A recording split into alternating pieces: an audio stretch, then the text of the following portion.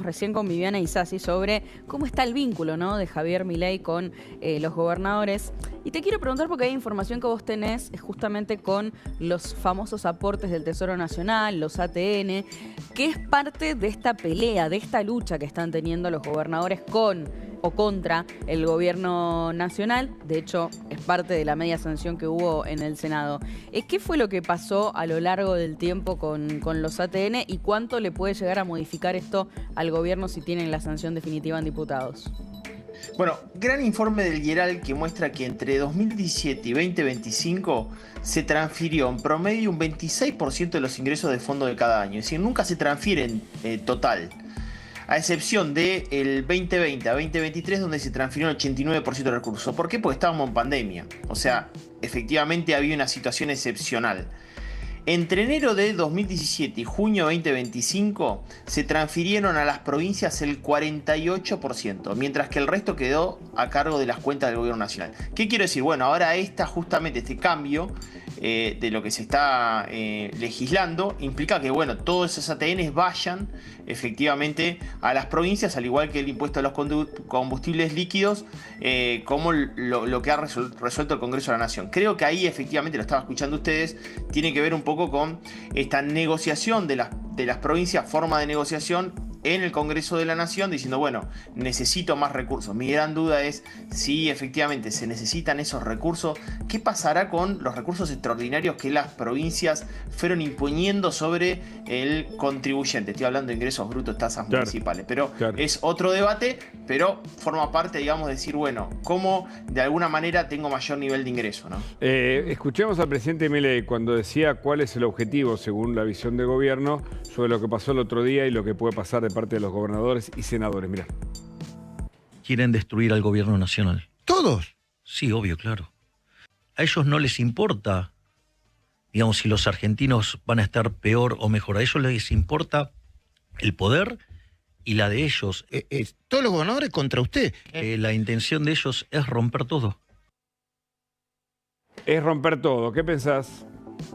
Bueno, yo no sé si todos los gobernadores, creo que Milei tiene su parte de alianza, pero me imagino también que habla sobre los diputados, senadores que bajan al Congreso de la Nación Argentina y lo que ha pasado en la última semana respecto de esta votación, que efectivamente deja en una gran dificultad al gobierno de la Nación Argentina, básicamente porque sancionadas todas esas leyes y el presidente no las vetaría, se llevaría del 1,1 al 1,5% del Producto Bruto Interno, que casi es lo que Milei está de alguna manera intentando lograr como superávit este año, extremando, digamos, lo proyectado inicialmente, que era un superávit del 1,4%, lo lleva a 1,6%. Si efectivamente lo que se votó en el Congreso de la Nación Argentina esta semana se aplicaría, bueno, se diluiría todo ese proyecto, digamos, o el esfuerzo que está haciendo el gobierno para tener un superávit fiscal, ¿no? O sea, esto, porque viste que hay muchas visiones distintas respecto a cuánto representa el PBI. El gobierno ha planteado un 2,5, hay un informe privado que habla de un 1,5, etcétera. ¿Vos qué mirada tenés? Claro, ¿qué datos tenés? Bueno, probablemente yo te digo los datos que nosotros tenemos, que si se aplicarían todos, estamos hablando de ATN, más impuestos a los combustibles líquidos, más moratoria, más aumento de las jubilaciones, el paquete sería, reitero, importante. A mí me parece que ahí el gobierno probablemente vaya por vetar todo. Y ahí hay algo también importante respecto de cuáles son las diferencias. Me parece que los dos proyectos de ley que tienen que ver con ATN e impuesto a los combustibles líquidos es parte, digamos, de una negociación que llevan los gobernadores a decir, bueno, ¿cómo ligo mi diálogo con el gobierno a través del Congreso de la Nación Argentina estableciendo esto? Y otro debate aparte son las jubilaciones más las moratorias. Me parece que son como dos debates diferentes, ¿no? Escuchemos a Caputo, hablemos de dólar y también de inflación, pero el ministro hablaba del dólar de este modo, mirá. El dólar está alto. ¿Por qué subió tanto el dólar en los últimos días? No subió ni tanto, Luis. A ver, lo primero que tiene que entender la gente es, claro, que el tipo de cambio flota. Y los argentinos en general no están acostumbrados a eso. Pero es lo que pasa en cualquier moneda. Vos fijate un país vecino, Brasil. El real se fue de 5.40 a 6.30 y en 2 meses bajó de 6.30 a 5.40. ¿Y flota? Flota, digamos, el tipo y de no cambio, pasa nada con el la tipo de economía. cambio es libre. Lo erróneo del planteo es que hay gente que se queja con el gobierno de que le parezca barato.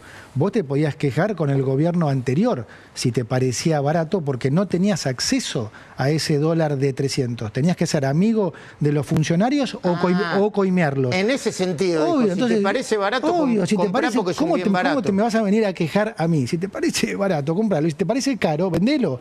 O sea, no lo manejamos nosotros el dólar. ¿Qué pensás?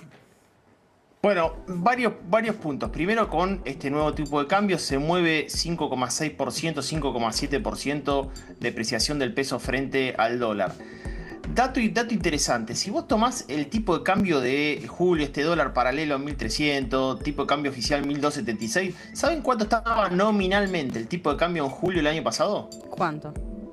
1.370 el paralelo, nominalmente. Mirá. Si yo lo ajusto ese tipo de cambio sería un dólar más o menos de unos 1.900 pesos. O sea, no es un dólar estresante, coincido con el ministro de Economía. Segundo punto, no menor. Me parece que el gobierno hasta ahora era muy inflexible desde lo fiscal, desde lo cambiario y de lo monetario. Se vuelve muy inflexible desde lo fiscal, se vuelve un poco más flexible de lo cambiario y prudente desde lo monetario. ¿Y saben qué? Yo no lo veo tan mal. ¿Por qué? Porque el televidente que nos está escuchando la caipiriña en el invierno le cuesta 20% más. Claro. Y eso hace que te muestra, te lo digo fácil, te muestra que el real se apreció. El peso se depreció un poquito más, el dólar está un poquito más débil, el mundo compite entre monedas, tenemos un loco en el mundo que se llama Donald Trump, le pone 30% de arancel a la Unión Europea, le pone 30% de aranceles a México, le pone 50% de arancel a Brasil, un mundo convencionado. Claro, y bueno, sí. no solamente flota el dólar, flota el mundo, chicos. Ahora, obviamente, cuando hablamos de dólar y del valor, obviamente, del tipo de cambio, etcétera, esto nos hace pensar en otra cuestión que es las reservas. ¿Qué pasa con ese tema? Escuchemos al ministro de Economía y ahora lo analizamos con vos. ¿Por qué no acumulan reservas? Si se lo pide el Fondo Monetario, ustedes que son rebeldes, no quieren, no les gusta. No, pero también es incorrecto. ¿Es mentira? Y mirá, desde que hicimos el acuerdo con el fondo acumulamos casi 5.000 millones en el último mes. Fíjate que... ¿Pero esa era la meta o está por debajo de la meta? Y a fin de julio va a estar por arriba de la meta con el fondo. Meta. A fin de julio sí. Lo que es muy difícil es ponerte una fecha de acumulación de reservas, porque yo no sé si por ahí los exportadores nos van a querer liquidar hoy, el 15 de julio, el 19, entonces, ahora, si vos tenés orden macroeconómico, las reservas las vas a acumular. Damián. Bueno, primero, julio va a ser el récord de liquidación del agro para este mismo mes de julio, récord histórico, probablemente, obviamente, por esta medida que elimina, digamos, ese beneficio que tenía con los derechos a las exportaciones o retenciones. Digamos, hacia adelante veremos qué medida adopta el gobierno respecto del nivel de acumulación de reservas. Me parece que, obviamente, es una situación mucho más... hacia adelante acumular reservas va a estar más complejo. Muchos dicen, el mercado dice, bueno, a mí no me interesa que vos tengas un superávit fiscal y que probablemente el Tesoro pueda llegar a tener. A mí me interesa la que veo el Banco Central de la República Argentina. Para el manual del gobierno, efectivamente lo importante es que el gobierno siga fuerte con el tema del superávit. Bueno, el mercado me parece que quiere ver mayor nivel de reservas dentro del Banco Central de la República Argentina, ¿no? Bueno, eso es una clave. ¿Y qué ves de la inflación? Bueno, inflación que... la vamos a saber mañana el número. Sí. Las consultoras dan entre 1,7 y 2%. Va a ser una inflación que se acelera frente a los próximos meses. Sí, del anterior. ¿A vos cuánto te da? A mí me da 1,9%, acelerándose alimentos y bebidas, la situación todavía de precios de servicios por encima de la inflación de bienes, subiendo salud, subiendo transporte, subiendo educación. Hay una situación interesante hacia adelante que, bueno, probablemente ese intento del gobierno de llevar la inflación al 1% sea más complejo. Incluso es una lectura del mercado que ve que de acá hasta fin de año va a ser muy difícil atravesar el umbral del 1,5%. ¿Por qué? ¿Por qué factores? Bueno, factores que tienen que ver, obviamente, con esta corrección cambiaria que estamos viendo, una situación donde efectivamente el nivel de incertidumbre en el mercado alimenta que efectivamente haya una situación de presión en el mercado cambiario, y un dato no menor tiene que ver con, bueno, qué pasa efectivamente en los próximos meses con la necesidad de la corrección de precios en relación a este tipo de cambio. Recordad que la Argentina importa mucho para producir bienes y servicios en la economía, por lo cual probablemente sea un poco más inflexible de lo que estamos viendo. Y ni que hablar, y eso lo dijo el presidente de la Nación el otro día, bueno, si parte de este paquete fiscal, por más que lo vete, etcétera, parte de esto se terminaría aplicando, bueno, va a generar mayor nivel de inflación en los próximos meses. Y él dijo, bueno, si de tener un resultado electoral positivo en noviembre, esto efectivamente a partir de ahí volvería a la otra política de desinflación, ¿no? Y acá lo que vos nos trajiste es este gráfico que habla sobre el tipo de cambio real multilateral y el promedio por presidencia. Explícanos primero qué es este tipo de cambio real multilateral y ahí nos haces el análisis presidencial. Análisis que hace Daniel Stick con Infobae. Dice, bueno, ¿cuál es el promedio de cada presidente en cada periodo? Bueno, Milei obviamente lo tenemos que ver de diciembre de 2023 hasta ahora. El tipo de cambio real se compara con Brasil, los mayores socios comerciales. ¿Con qué está pasando? Contra Brasil el real, contra China que es el yuan, contra Norteamérica que es el dólar, la Unión Europea, los países con los cuales más comerciamos. Y efectivamente ahí tenés el tipo de cambio promedio. Para que ustedes tengan, ahora está en 92.5, ese tipo de cambio real bilateral. Para que ustedes se den una idea, antes del levantamiento del cepo, que se hablaba de tipo de cambio preciado, estaba en 79. Quiere decir que el tipo de cambio fue recuperando competitividad con esta corrección en el tipo de cambio oficial mayorista. Ahí lo ven en cada periodo. Fíjense que el tipo de cambio real multilateral más competitivo efectivamente pasa por presidencias donde Néstor Kirchner había sido la devaluación. La devaluación asimétrica, primer gobierno de Cristina Fernández de Kirchner, y incluso en el caso de Mauricio Macri y Alberto Fernández, porque siempre se intentó mejorar la competitividad argentina por la devaluación del peso, depreciación del peso frente al dólar. La idea de este gobierno no es que Argentina recupere competitividad por esa vía, sino por vía de reformas. ¿Cuándo se dan esas reformas? Y si la sociedad lo vota en el mes de octubre y permite que vaya hacia reforma laboral, reforma tributaria, reforma previsional, mejora infraestructura, hacia adelante, no hay otra. Ahora, en la economía doméstica, porque hablábamos de la reserva, creo que el gobierno pagó este mes 4.000 y pico millones, creo que es el pago más alto de este año. Hablamos de las reservas, pero en la economía doméstica, ¿no? Esta del consumo, ¿qué vemos? ¿Qué podemos decirle, contarle a la gente?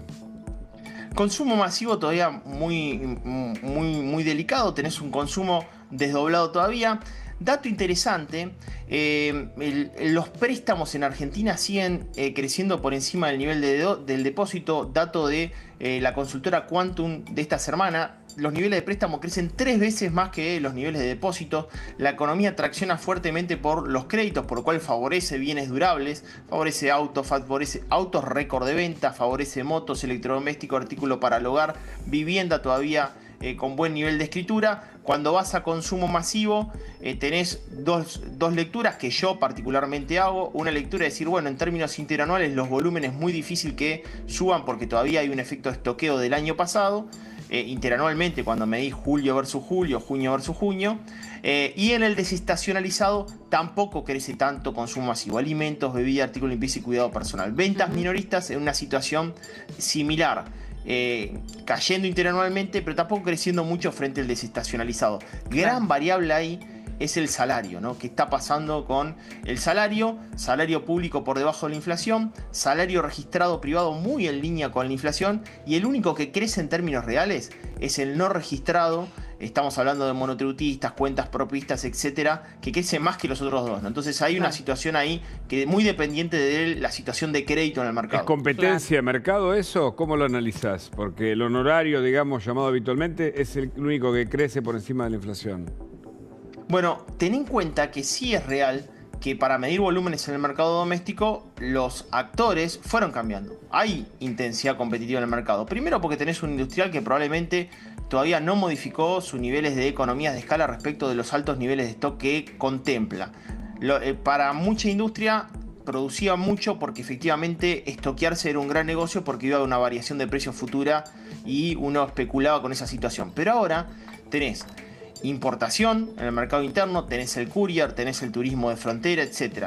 Por eso hay mucha competencia en el mercado, y cuando medís volúmenes en el mercado doméstico tenés como esa situación. Claro. Crecen fuertemente las importaciones para alimentar ese mercado y no tanto la producción en el mercado doméstico en muchos sectores de la economía, sobre todo textil y calzado, que son los que muestran mayor nivel de caída, no tanto el resto.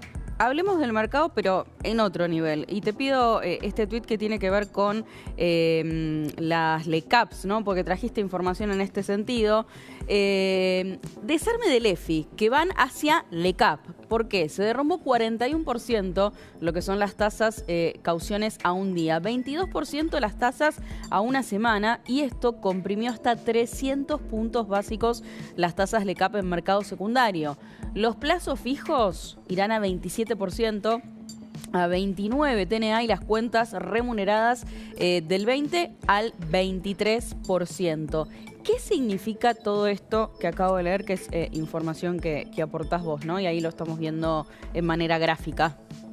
Bueno, este es un informe en base a Bloomberg y Banco Central de la República Argentina que publica Javier Blanco en La Nación. ¿Y qué pasa? Hay un cambio efectivamente respecto de qué estaba pasando con esas letras fiscales de liquidez por parte que estaban en manos de los bancos. Sí. El gobierno obliga a los bancos a traducirlas a LECAP, ya son otro tipo de letras.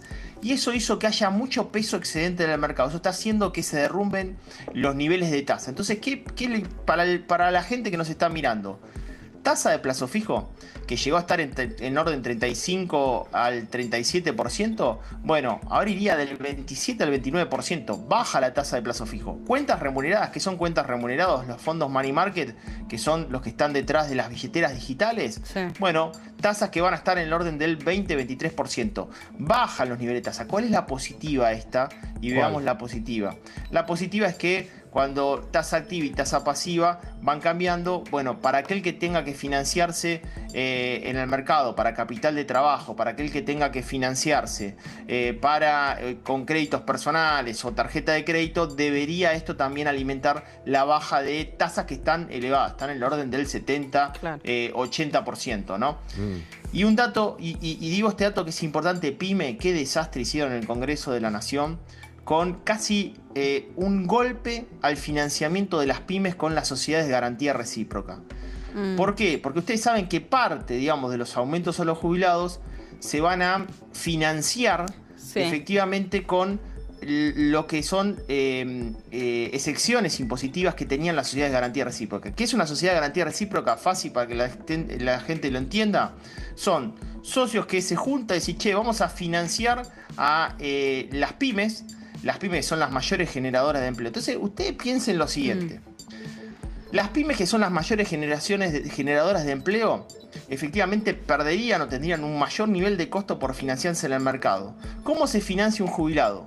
Por cada trabajador activo, o sea, por cada pyme que pueda mantener esa plantilla y financiarse en el mercado. O sea, sacan el financiamiento de la pyme y efectivamente terminan no sería coludiendo. De esa caja de la que hay que tomar. Que bueno, que era lo que hablábamos recién con Diego Armento, ¿no? Que en algunos de los proyectos sí aparece, ¿no? Cómo se financiaría, pero bueno, está bien esta explicación que haces, ¿no, Damián?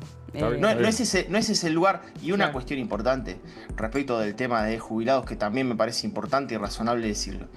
Vieron que las empresas todos tienen análisis de riesgo, ¿no? Sí, claro. Toda empresa. El Congreso de la Nación tiene su, digamos, departamento de análisis de riesgo, la Oficina de Presupuesto del Congreso. Escuchen, este es un dato interesante. ¿Por qué? Porque ¿qué le dice la Oficina de Presupuesto del Congreso? Miren, señores diputados y senadores, nosotros le vamos a hacer un informe como para cuando ustedes tengan que levantar la mano, tengan en consideración este dato. Claro. Por cada jubilado que tenemos que pagar, hoy hay 1,8 trabajadores activos registrados en el sistema. Para que el sistema se financie, necesitarían 4 trabajadores activos. Los tipos le dan los papeles, le dan los pelpa, le dan el informe, todo, van y te votan cualquier cosa sin financiamiento real, que es justamente la generación de empleo. No tengo ninguna duda que primero reforma laboral para generar proyección de flujo futuro, y después efectivamente es reforma previsional necesaria, porque a los jubilados lo están recontramareando. En algún momento ese tema hay que tratarlo, pero de una manera de fondo para evitar... sin parches, ¿no? Claro, sin parches, exactamente. Te hago la última, Dami. ¿Qué es esta estafa que está llegando, un fake de inversiones donde ya hay lamentablemente miles de personas damnificadas? Bueno, tenemos un problema, varios de nosotros que nos dedicamos a la comunicación económica, ahí nos hemos juntado básicamente porque hay unas publicaciones donde informan que nosotros estamos asesorando a través de una academia de inversiones y damos retornos impresionantes. Pones $500.000, te llevas $8.000, o sea, ahí están viendo en pantalla todos los damnificados. Una cosa imposible, pero ojo porque los niveles, digamos, de pérdidas acá por mucha gente inocente son extremos. Claro. ¿En qué consiste la estafa? A ver si la explicás y advertimos a la gente. Bueno, en que vos ingresás en una pieza a través de Facebook o Instagram, que te envían un grupo de WhatsApp, te dicen que es una academia donde asesoramos nosotros, cada uno en forma individual, y ese es nuestro equipo. Te pasan un celular particular y a partir de ahí empieza la estafa. Voy a citar solamente un caso, que una persona con su jubilación puso 250.000 pesos. Ay, en principio. En principio, sí. Tengo otro, el cual lo contactaron, transfirió dinero a una aplicación y de ahí la derivaron a otra aplicación. ¿Cuál es la otra aplicación? Bueno, es como una casa de cambio cripto, se llama Serion.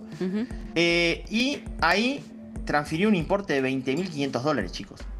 No, tremendo. Sí. Pidieron que le asistiera un asesor, lo pasaron a Ethereum y ahí obviamente empieza la preocupación de la gente. ¿Por qué? Porque empieza la extorsión. Claro. Tenía que depositar $3.075 más para demostrar que tenía sustentabilidad la cuenta.